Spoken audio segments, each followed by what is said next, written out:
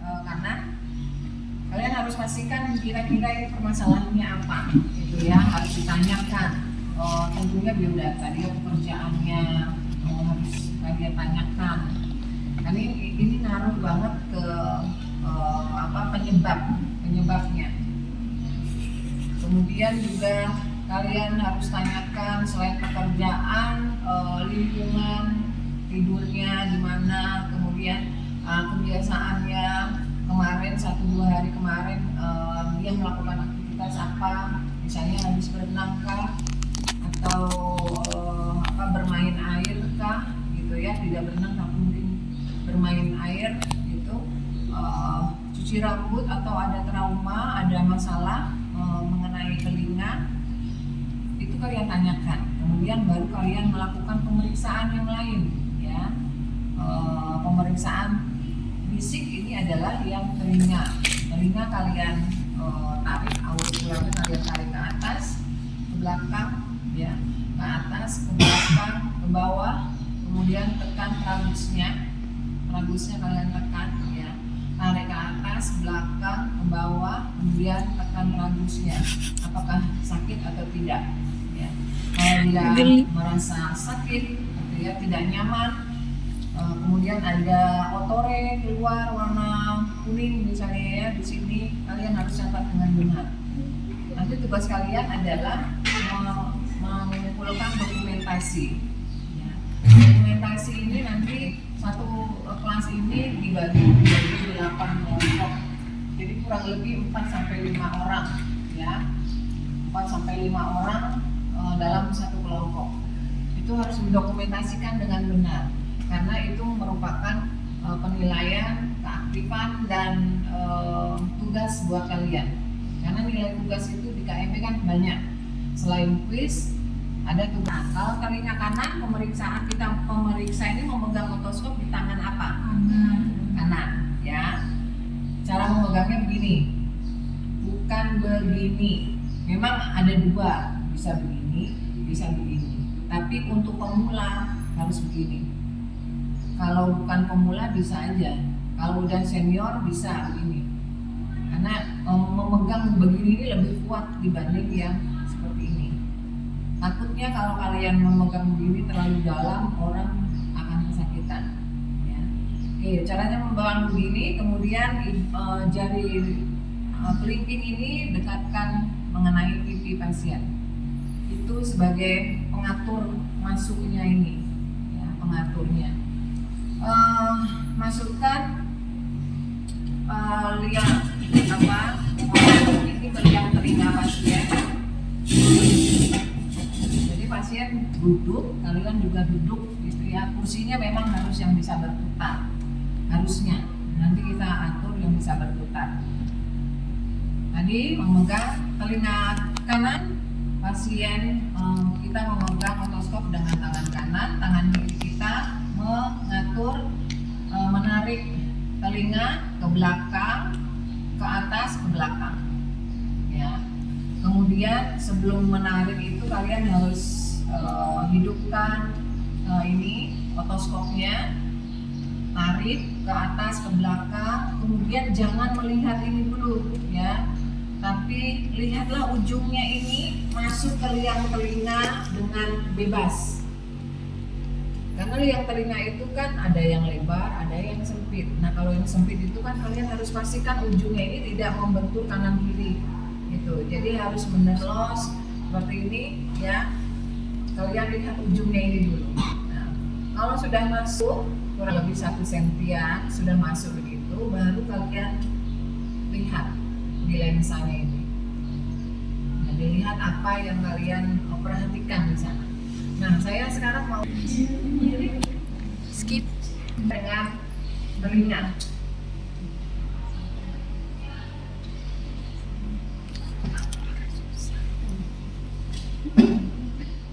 Tidak ada ya, Ki ya. Jangan ikut bergerak ya.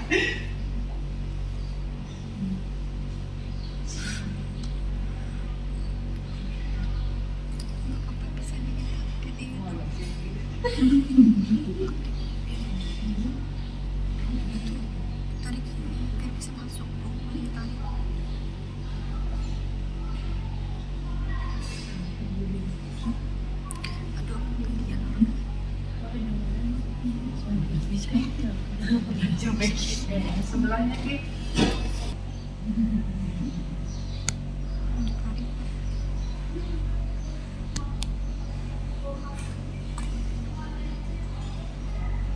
Ini kalimatnya.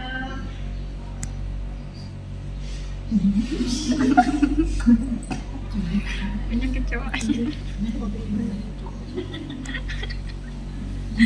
Susah kamu nih kan.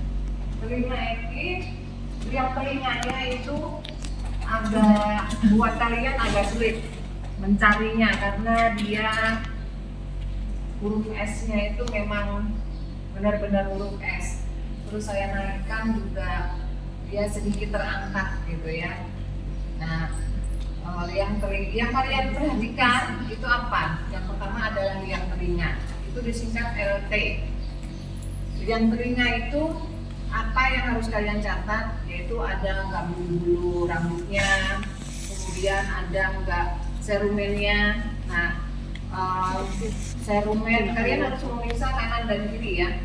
Telinga kanan, liang di LT misalnya ada serumen. Ya, memang ada serumen. Dia agak kering karena warnanya udah kuning, bukan kuning keemasan. Kalau kuning keemasan tuh masih lembek ya. Ini udah agak kering dan hampir menutupi liang telinga. Jadi parsial serumennya itu setengahnya. Nah, tapi yang ini serumen itu normal. Sebenarnya nggak boleh bersihin, itu nggak boleh. Dia akan menghilang sendiri dengan uap begini, penguapan. Nah, kalau yang telinga yang kiri itu nanti boleh dia dilihat ya, kalian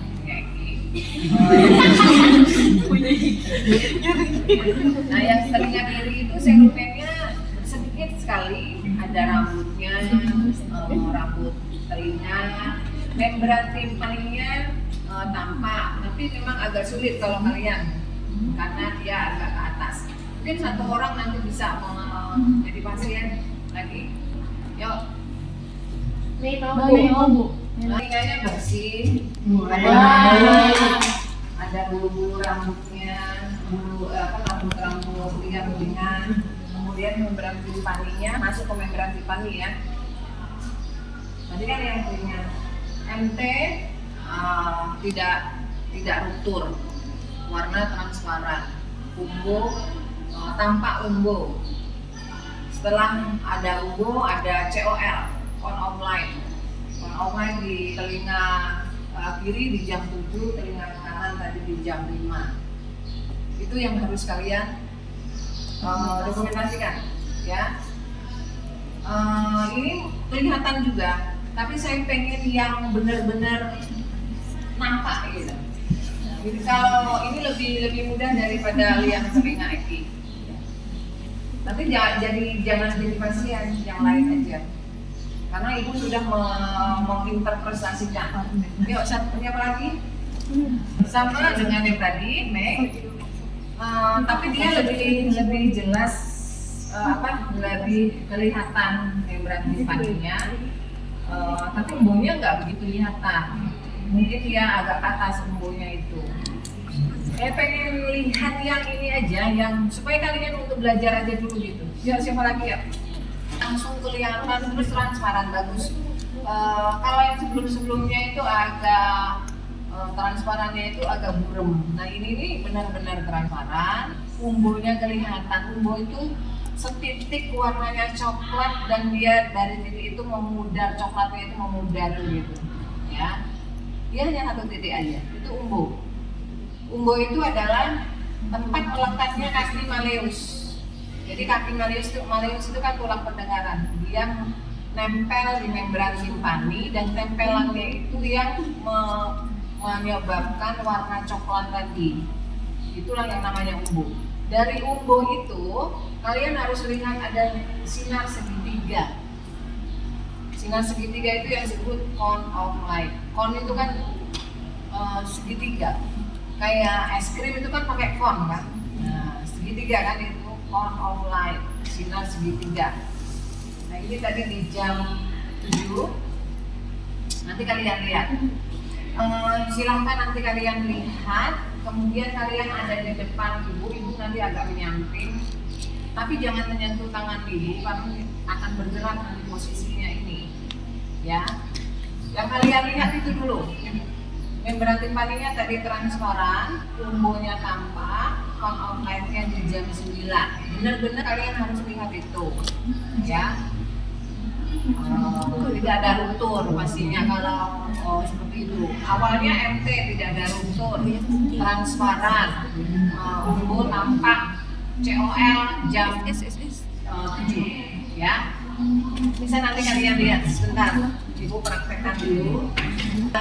3 ya, Rine, Weber, Swabak.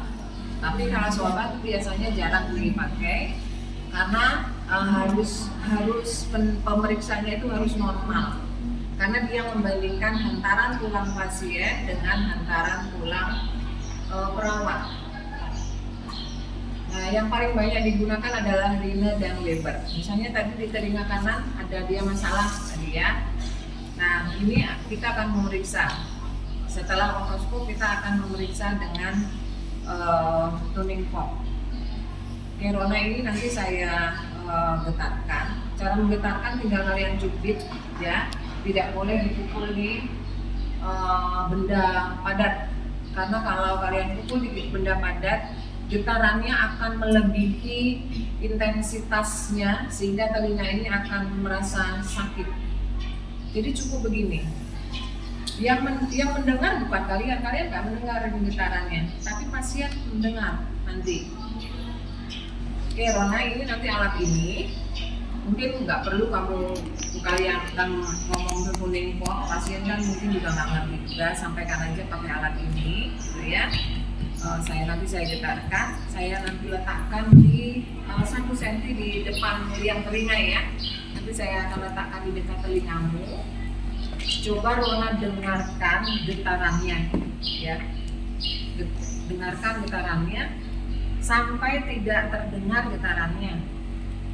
Nah, pas Rona udah nggak mendengar getarannya, Rona beri saya kode dengan cara mengangkat tangan kirimu ya.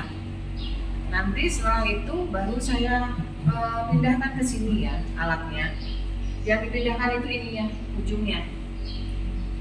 Kita letakkan di prosesus mastoideus, di ujung prosesus ini tulang belakangnya.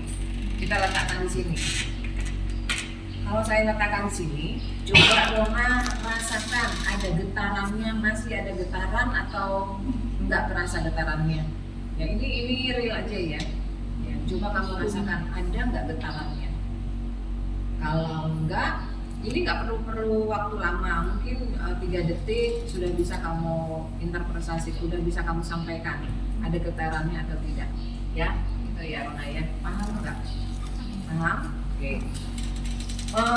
Kalian menggetarkan tadi begini, kemudian kalian nggak boleh memegang badannya, karena kalau kalian memegang badannya begini, getaran akan hilang. Yang kalian pegang adalah tangkainya, bukan ujung. Kalau ujung nanti untuk tempat proses di prosesus mastoideus di tangkainya ini ya. Kemudian posisi kalian coba kamu berdiri dulu sebentar ya. Posisi kalian ada di belakangnya ya, supaya lebih mudah. Oke, kita mulai ya. Rona ya, coba kamu dengarkan getarannya ya. Nanti beri kode bila sudah tidak merasa ya.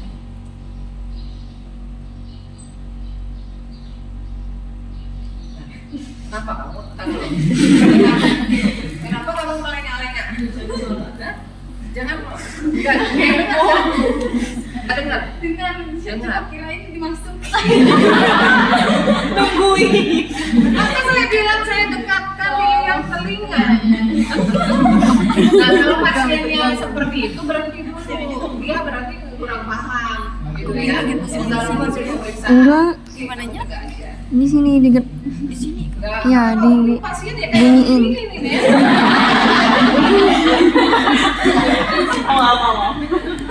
Oke, kita mulai ya Rona ya.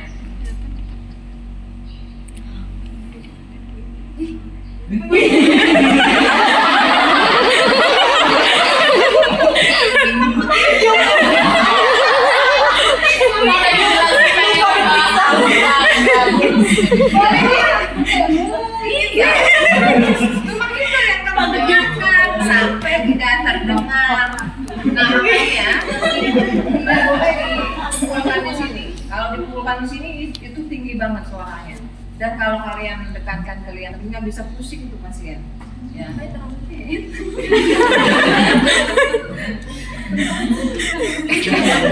Kamu ini nanti berulang-ulang. Ya, oke ya kayak gitaran tadi yang kamu dengarkan. Oke, tunggu saja. Nanti saya letakkan di sini, tenang aja, nggak saya masukkan ini. Berarti kalau ada suaranya, kata sampai nggak ada suaranya. Iya, sampai nggak ada suaranya. Nanti kamu angkat tangan, Pak, yang nggak ada suaranya. Boleh ya, Bu.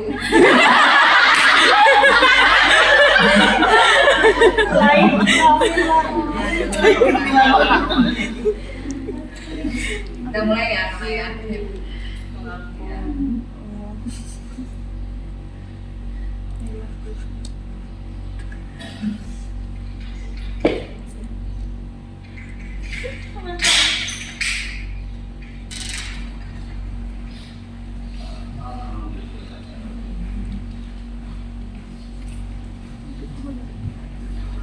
Mamanya.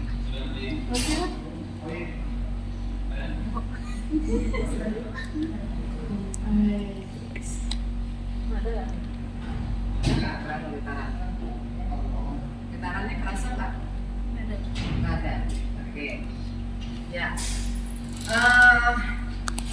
Pada waktu saya letakkan di mastoid, getarannya udah nggak kerasa.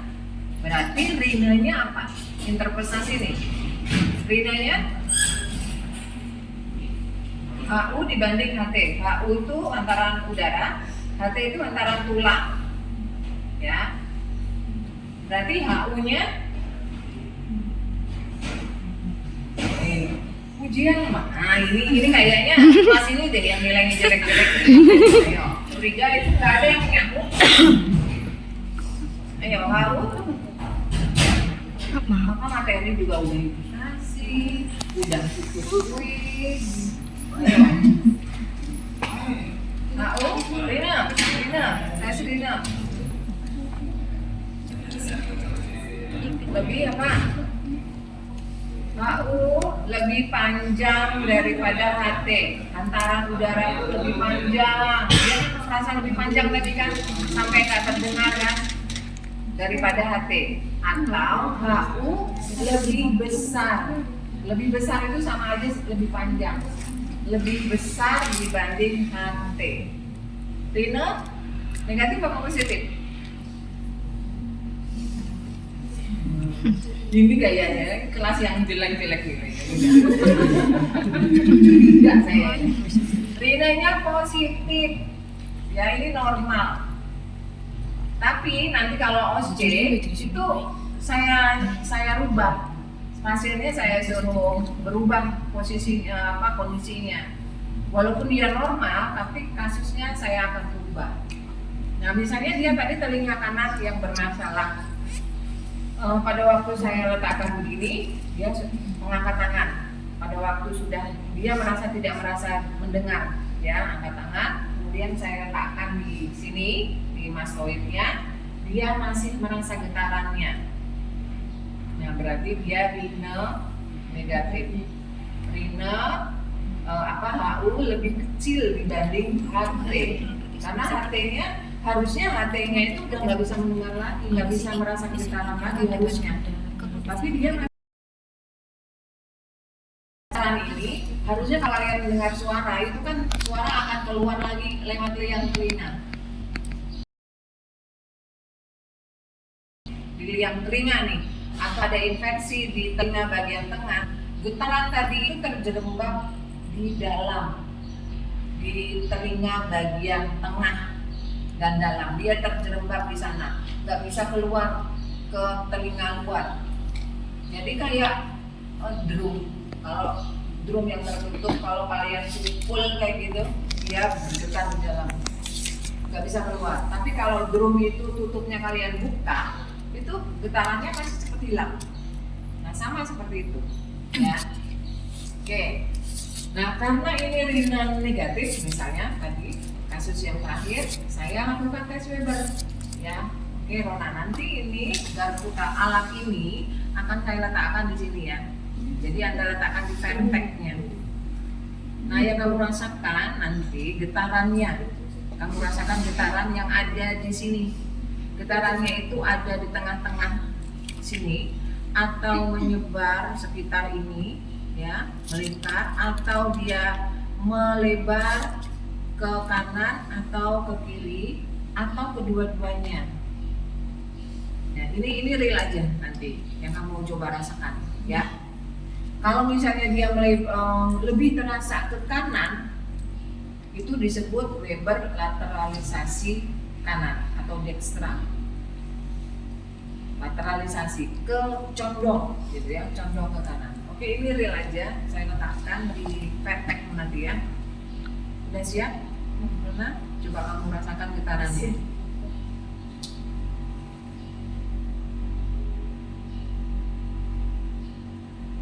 Rasa nggak getarannya? Nggak ada. Ya, coba lagi.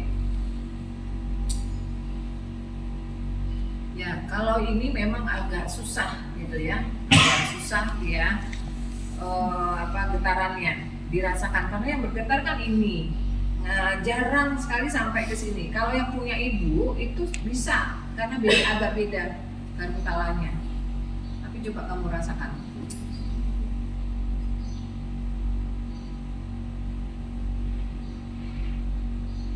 Ada nggak getaran? Nggak ada. Ya, kalau dia nggak ada, itu normal aja. Umumnya dia hanya merasakan getaran itu di satu titik aja, ya.